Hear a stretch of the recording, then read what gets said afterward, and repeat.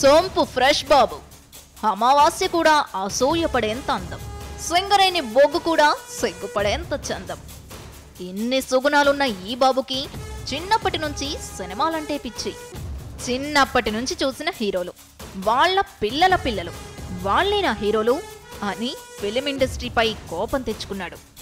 Shivshankar master నుంచి fighting, Ram Laxman నుంచి dancing నేర్చుకొని రాత్రికి రాత్రి స్టార్ అయిపోదామని పగటి కలలు కన్నాడు. ఈ ఫేస్ ఏంటి, హీరో ఏంటి అన్న వాళ్ళకి ఫేస్బుక్తో సమాధానం చెప్పాడు సోంపు.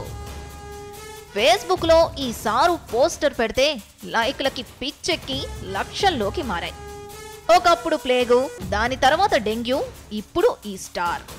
ఇప్పుడు సోంపు ఫ్రెష్ బాబు ఓ సంచలనం.